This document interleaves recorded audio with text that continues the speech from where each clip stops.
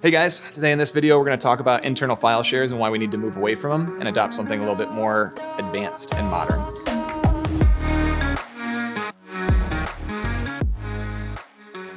So no matter what business you're in, chances are you need a secure digital repository for your assets, right?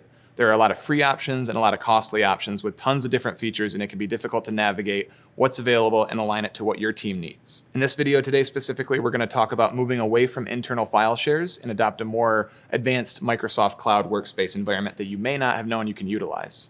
The biggest reason for moving away from internal file shares is because they cost a lot of money. The reason that an internal file share may be costing you a lot of money is because you're probably paying twice for it if you already have a Microsoft license and are using SharePoint and OneDrive already. Some of your employees might be using OneDrive and SharePoint and avoiding your internal file shares because they're hard to get into, they're expensive to maintain, and as a manager or a business owner, you have to pay staff to maintain those on-prem servers, you have to update them every 10 years, and all those costs add up. Another great reason why you want to switch from internal file shares is because of all the great features you get out of SharePoint and OneDrive. Everybody assumes that you get all these fancy new features, but people don't know a whole lot about them, and they're a little intimidating to get into, and a lot of work employees don't like their digital landscape changing on them without being in the loop. The nice thing is that your file shares are most likely outdated, and it's really easy to just recreate those at a bare minimum in SharePoint so that it's familiar to your employees. Search functionality means that users won't be going into folders anymore and trying to find tiered folders of content that's stored and organized and buried. They can just use search, which is really nice. So really the only metadata you guys had at your disposal on internal file shares was the document title.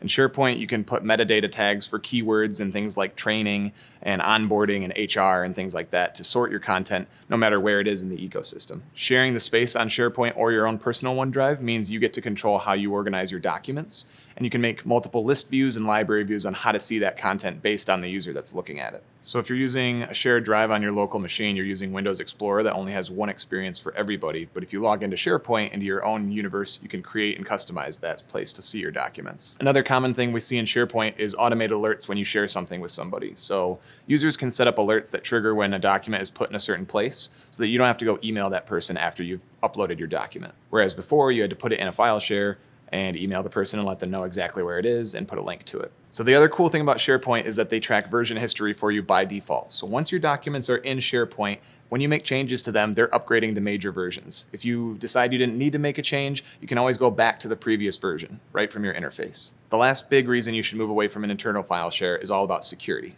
Security has been a contentious point recently ever since the cloud came out because a lot of people don't really understand it. A lot of people think it's not secure, and that's just simply not the case. Well, in today's digital world, you want the best of both worlds. You want your employees to be able to log in from any device and get to their content quickly, but you also need that level of security. Microsoft plays this perfectly for you. Microsoft has a lot of security policies that you can set up, like two-factor authentication, additional permissions on SharePoint or OneDrive, and sequestering those permissions and allowing you to control them if you need extra security. When you have an internal file share, you need a lot of staff to maintain that security. You need a lot of IT folks that'll ensure that that stuff is running correctly, and it just adds to the cost of having that stuff on site. Don't get me wrong, IT can still set this stuff up the same way in your internal file share, but it's going to be a huge effort. It's going to require VPN tokens most likely, and Microsoft and SharePoint can kind of already manage this for you guys pretty easily. So obviously, especially with big companies or even just with small companies, moving file shares like this and content that's core to your company can be really, really intimidating. It can be a difficult project, and you can have a lot of investment in some of these areas. So it's important to get involved with leadership and IT early on to find out what your security needs already are, be comfortable with knowing what they are, and kind of follow in alignment with them so you're not rubbing any elbows. It's important to get leadership on board because that'll signal to the rest of the employees that this is something that will happen, and it'll help drive the momentum of the project. If you can find other companies that have already been through this and see their success stories, that can be a driving factor into convincing people at your company as well. If you find out you already have these features today, a good place to start is with SharePoint and people individually with their personal OneDrives. It's better to use a carrot than a stick to get these people on these platforms. So we've covered a lot of content, a lot of food for thought on a pretty big topic. If you have any questions below or you feel like you're heading in this direction, leave a comment below and we can answer your questions. So this year we have a mission to try and save over 5 million minutes across all organizations that we work with.